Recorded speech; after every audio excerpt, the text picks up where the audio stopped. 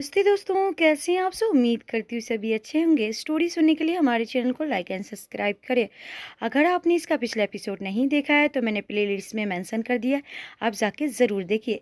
ये स्टोरी का 37वां भाग है। तो चलिए बिना देरी किए हुए स्टोरी स्टार्ट करते हैं। स्टोरी अच्छी लगे तो एक कॉमेंट करना ना भूलिएगा। अभी तक स्टोरी में आप लोगों ने देखा कि कायरा भूपेंद्र को चाय देते हुए, आपके कहने पर हमने तैयारी तो कर दी है दादाजी, पर होगा वही जो कुंचन चाहेगी। हाँ मेरी बच्ची, जैसा तू कहे। इस बात पे दोनों ही मुस्कुरा देते हैं। दोनों का रिश्ता देखकर विवेक हैरान रहता है। अब आगे उसे तो यकीन ही नहीं हो रहा था कि ये उसके दादाजी है। हंसते हुए कायरा की नज़र विवेक पे पड़ती है। उसे देखते ही कायरा की मुस्कुराहट धीरे धीरे कम होने लगती है। विवेक कुछ कहने के लिए अपने होठ हिलाता है, पर कायरा उसे नज़रअंदाज करते हुए वहाँ से चली जाती है। किचन में उस्मा अपने सामने खाने की प्लेट सजा के बैठी थी और बस उसे देखे जा रही थी। कायरा उसके पास जाती है और उसको देखकर, अरे माँ, आप ये खाने को ऐसे क्यों देख रही हैं? क्या हुआ आपको? नहीं नहीं, कुछ नहीं, ये कहते हुए दूसरी तरफ चली जाती है। को उनका बर्ताव कुछ अजीब लगता है। उसे ऐसा लगता है जैसे उस्मा उससे कुछ छुपा रही है। दूसरी तरफ आहान की इस तरह से नौकरी छोड़ने से विराट को बहुत हैरानी होती है। इतने में गुंजन उसे फोन करती है। विराट फोन उठाता है। हाँ बोलो गुंजन भाई, मुझे आपसे कुछ बात करनी है। हाँ बोलो ना, क्या बात है? ऐसे नहीं भाई, मुझे आपसे मिलकर बात करनी है। मैं ऑफिस आ जाऊं? गुंजन जल्दी जल्दी बोलती है। क्या बात है गुंजन, तू इतनी परेशान क्यों लग रही है? कोई बात हुई है क्या? भाई मैं आपको मिलकर सब बताती हूँ, ऑफिस ही आ रही हूँ। इतना कह के वो फोन कट कर देती है। विराट, ये गुंजन को क्या हुआ? खैर वो गुंजन का इंतजार करने लगता है। घर पर कायरा उस्मा के पास जाती है और उसे अपनी तरफ घुमाती है। आप मुझसे कुछ छुपा रही हैं माँ? नहीं बेटा, बस कुछ देर के लिए मेरी ममता मुझ पे हावी हो गई थी। विवेक को देखकर, माँ हूं ना, बस जज्बाती हो गई थी, भूल गई थी कि विवेक ने क्या किया है तुम्हारे साथ। कायरा समझ जाती है कि ये खाना उस्मा ने विवेक के लिए निकाला है। नहीं माँ, आप अपनी जगह सही हो। माँ की ममता ऐसी ही होती है। और फिर घर में कोई आए तो उसे भूखा थोड़ी रखेंगे, चाहे वो कोई भी हो। फिर वो तो आपका बेटा है। आप मेरी वजह से अपनी ममता का गला मत घोटिए। इतने में विवेक खुद ही किचन में आ जाता है। माँ भूख लगी है। उस्मा तो पहले ही भरी बैठी थी। इतने महीनों से माँ की याद नहीं आई तुझे? कायरा एक बार भी विवेक की तरफ नहीं देखती और चुपचाप वहां से चली जाती है। उस्मा खाने की प्लेट उसके सामने कर देती है, पर कुछ बोलती नहीं। किचन से बाहर चली जाती है। अमेरिका में रात गहरी हो गई थी और आरती अवनी के घर पहुंच गई थी। वो डोरबेल बजाती है। थोड़ी देर में अवनी दरवाजा खोलती है। आरती को वहां देखकर वो हैरान रह जाती है। तुम? आरती अवनी को गौर से देखती है। ढीले ढीले से कपड़े, बिखरे हुए बाल, बेरौनक सा बुझा सा चेहरा, आंखों में सूनापन। उसे देखकर लग रहा था कि जैसे वो कितनों दिनों से बीमार है। आरती अंदर आते हुए, कब से फोन कर रही हूँ मैं, फोन क्यों नहीं उठा रही हो? पता है मुझे कितनी चिंता हो रही थी।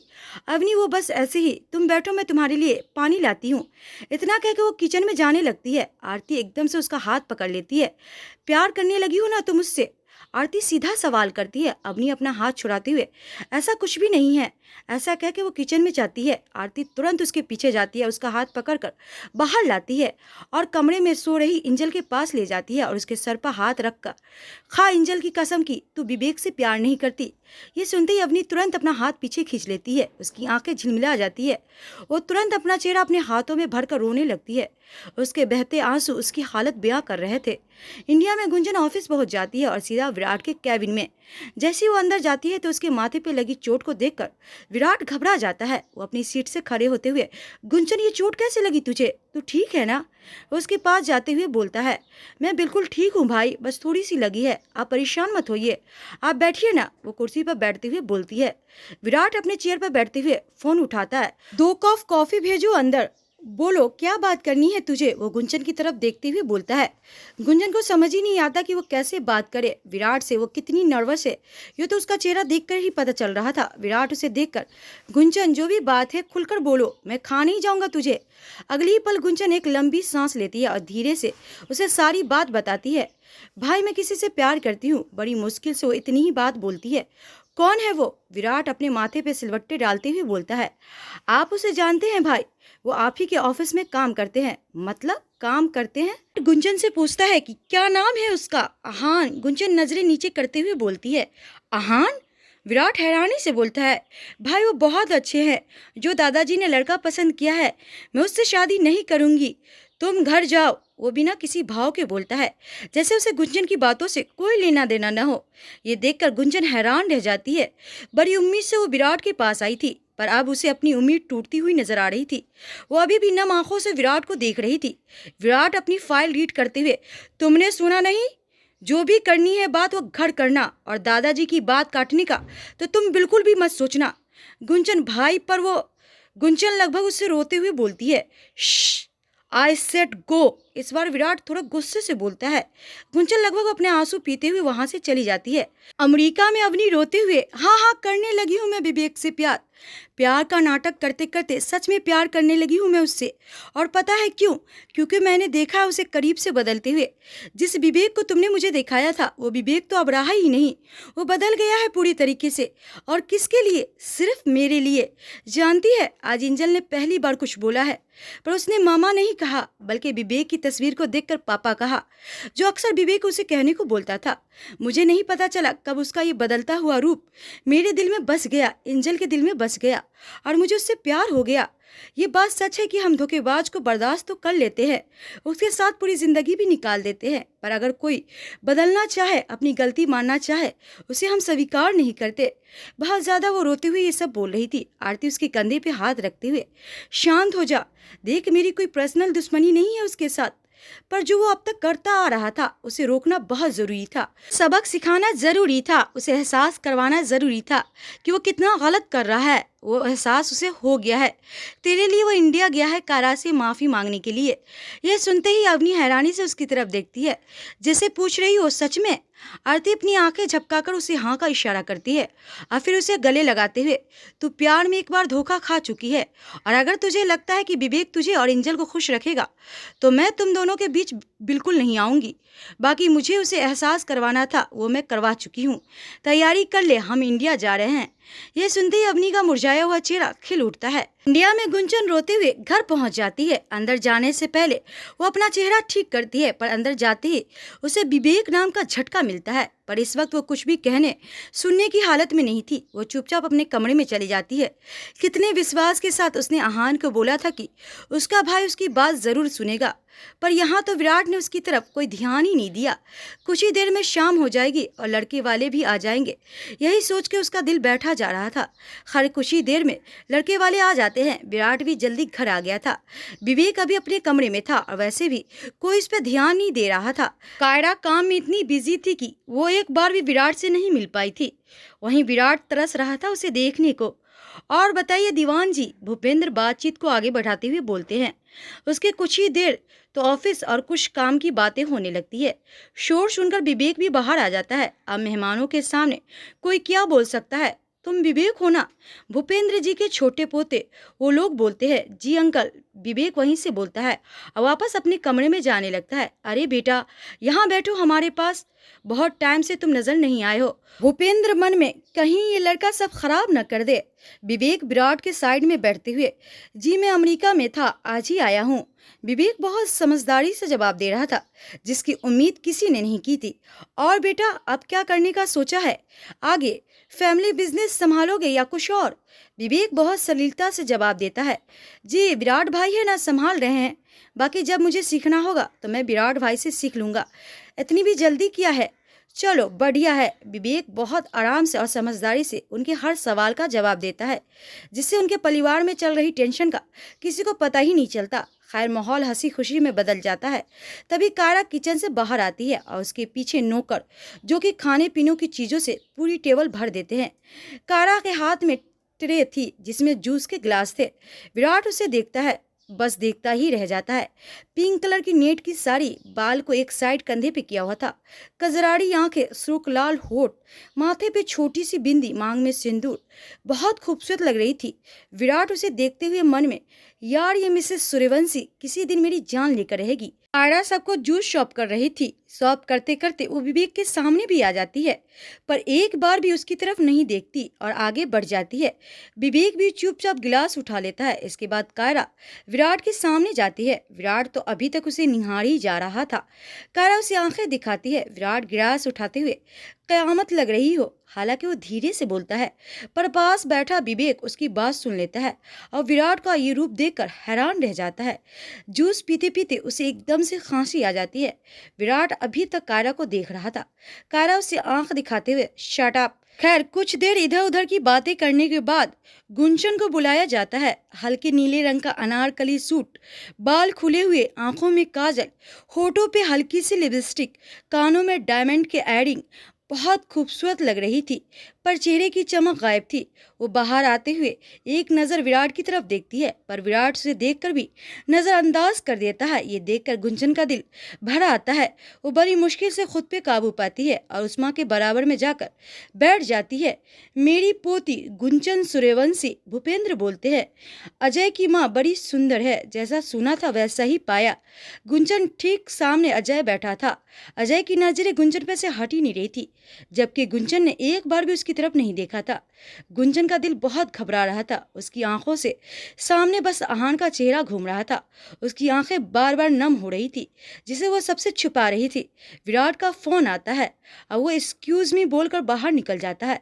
भूपेंद्र, देखो मिलना मिलाना तो सब हो गया, बाकी ये रिश्ता, वो अभी बोल ही रहे थे, तभी विराट अंदर आते हुए, नहीं दादाजी, ये रिश्ता नहीं हो सकता। ये सुनते ही सब हैरान रह जाते हैं।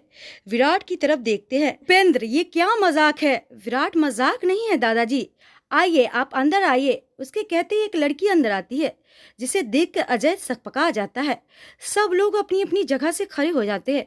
कौन है ये विराट? उस माँ बोलती है। माँ, ये तो अजय ही बताएगा। क्यों अजय, बताओ सबको कि ये लड़की कौन है।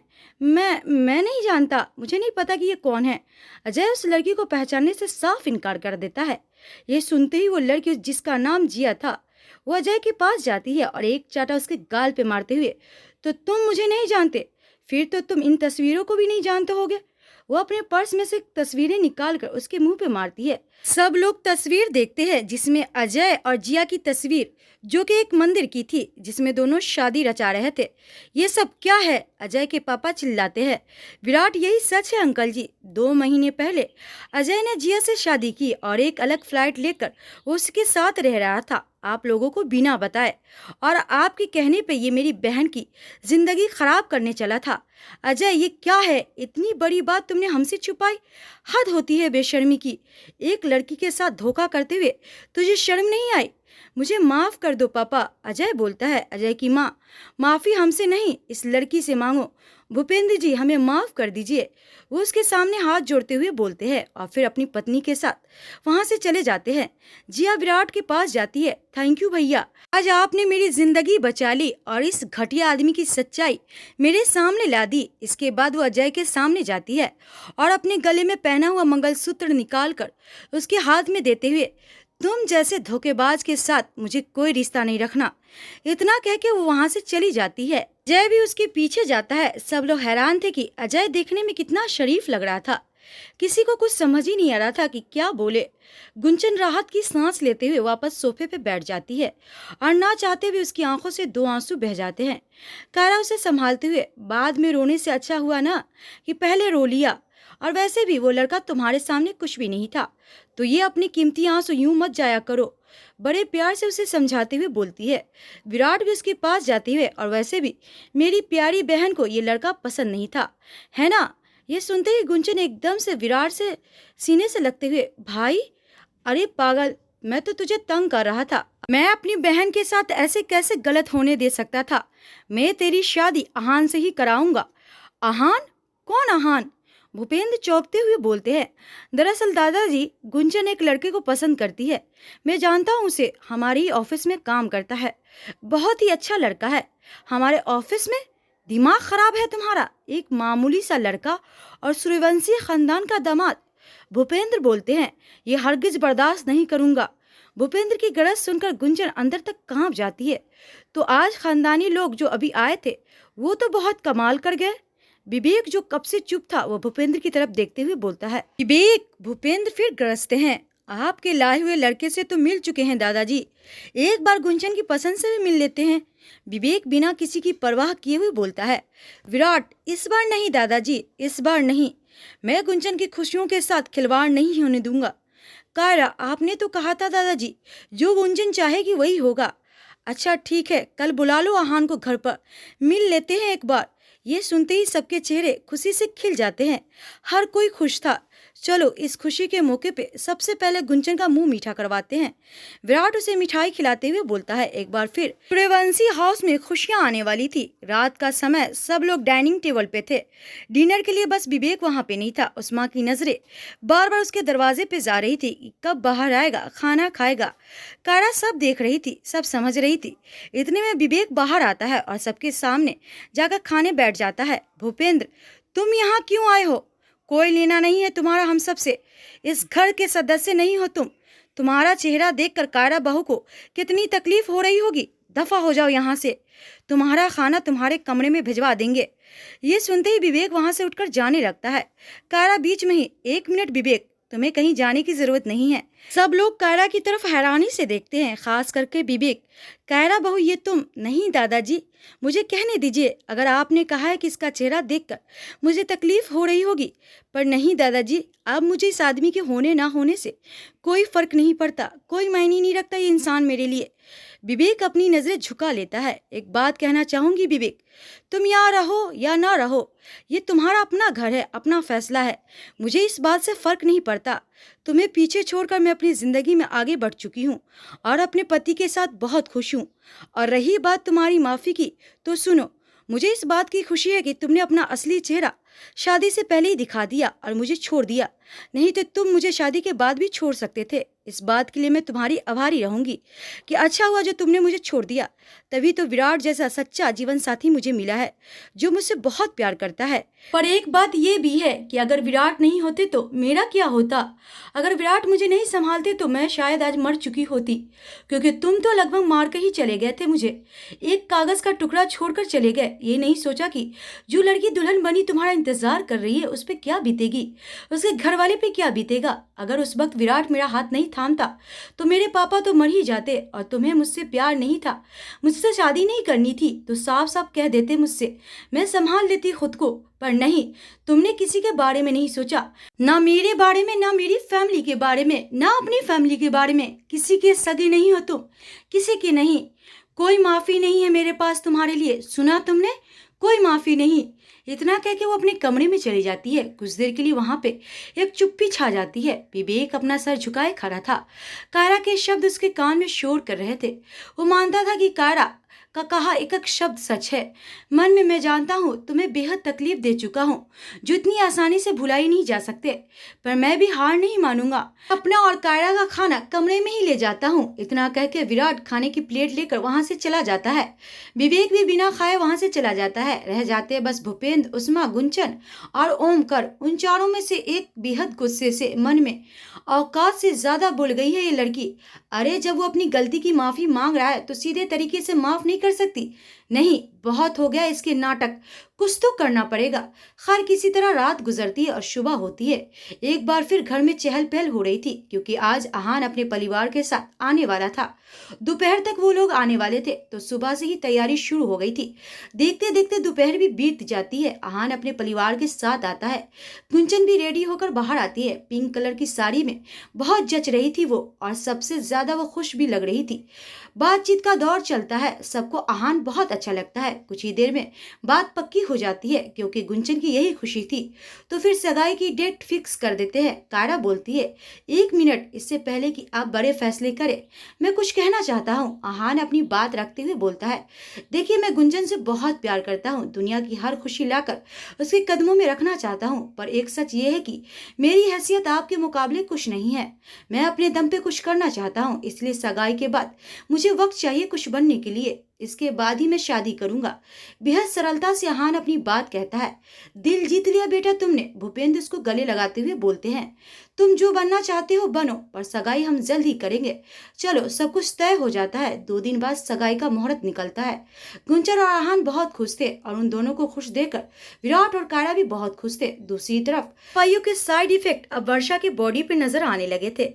रात रात भर वो सो नहीं पाती थी और बेचैनी तो उसे हर वक्त रहती थी। वर्षा अपनी तकलीफ किसी से नहीं कहती थी, पर राघव सब समझ रहा था। कब आप मुझसे अपना इतना हक जताएंगी, जो अपने दुख अपने तकलीफ सब मेरे साथ बांटने लगेंगी? कब आप मुझे खुलकर अपने दिल की बात कहने लगेंगी? वो रेडी होते ही ये सब सोच रहा था। ठीक उसी वक्त वर्षा कमरे में आती है। उसने एक सिंपल सा सूट पहन रखा था, बाल भी बस यूं ही बांध रखे थे, मेकअप के नाम पे बस उसकी मांग में सिंदूर था, इसके अलावा और कुछ नहीं। आप कहीं जा रहे हैं? वर्षा अलमारी में कपड़े रखते हुए बोलती है। मैं नहीं, हम दोनों, राघव आईने में से देखते हुए बोलता है। हम दोनों? पर कहाँ?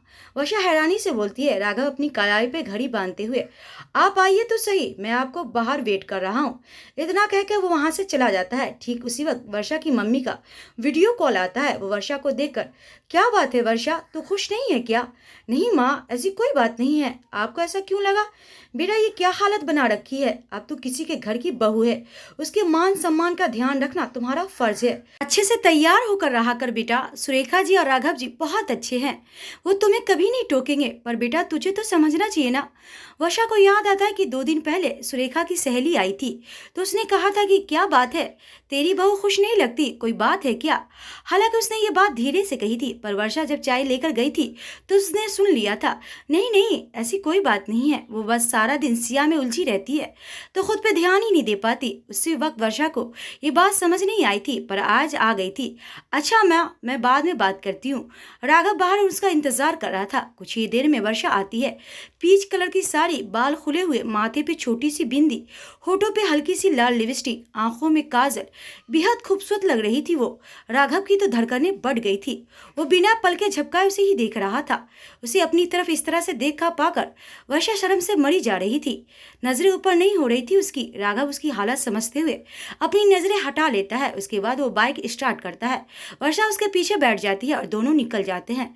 कुछ ही देर में उसकी बाइक हॉस्पिटल के अंदर जाके रुकती है। हम यहाँ क्यों आए हैं? वर्षा पूछती है। आप चलिए तो सही, राघव उसे अंदर ले जाते हुए बोलता है।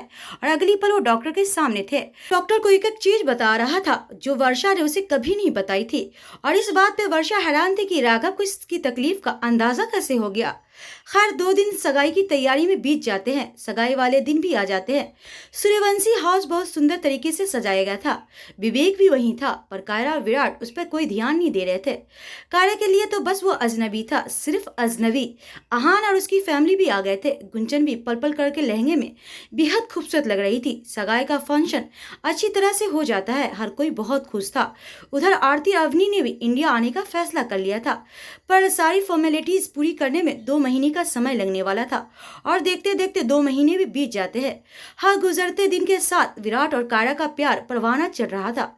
2 जिस्म एक जान हो गए थे दोनों। एक दिन शाम के वक्त अभी ऑफिस से नहीं आया था। उस्मा और गुंजन किसी काम से बाहर गई थी। विवेक अपने कमरे में था, भूपेंद्र अपने कमरे में, ओमकर अपने कमरे में और कायरा अपने कमरे में। उसकी तबीयत कुछ ठीक नहीं थी। उसे बहुत अजीब लग रहा था। एकदम से उसे वोमिटिंग जैसा फील होता है। ओ गॉड, ये क्या हो रहा है मेरे साथ? ऊपर से ये वोमिटिंग। वो अभी बोल ही रही थी, तभी उसे एहसास होता है कि कहीं वो प्रेग्नेंट तो नहीं। हाँ, मुझे याद नहीं, मतलब मैं माँ बनने वाली हूँ। वो विराट को फोन करती है खुशी खुशी। विराट का फोन करने ही लगती है। इतने में नौकर उसके पास आकर, मैम साहब ने आपको बुलाया है। कायरा अपना फोन वहीं छोड़कर बाहर चली जाती है। आपने बुलाया? सामने बैठा शख्स बीच में ही, आओ बैठो। कायरा सामने कुर्सी पर बैठ जाती है। जी, ये लो, ये बैग खोलो। कायरा उस बैग को खोलती है जो कि नोटों से भरा हुआ था। ये सब क्या है दादाजी? ए लड़की, मैं तुम्हारा दादा वादा नहीं हूँ। भूपेंद्र उस पर गरजता है। कायरा तो हैरान रह जाती है उसकी बात पे। वो हैरानी से उसकी तरफ देखती है। ये कीमत है तुम्हारी विराट की जिंदगी से जाने की। तुम उसके साथ नहीं रह सकती। तुम्हें जिस काम के लिए लाया था वो हो चुका है, तो अब मुझे तुम्हारी कोई जरूरत नहीं। ये तुम्हारी इतने दिन रहने की कीमत है। पैसा पकड़ो और दफा हो जाओ यहाँ से। कायरा आंसू भरी आंखों से भूपेंद्र की तरफ देख रही थी। तो सबके पीछे भूपेंद्र है। उसने ऐसा क्यों किया, ये राज अगले भाग में हम देखेंगे। तो क्या लगता है कायरा जाएगी विराट को छोड़कर? तो दोस्तों मिलते हैं नेक्स्ट पार्ट में। तब तक के लिए नमस्ते।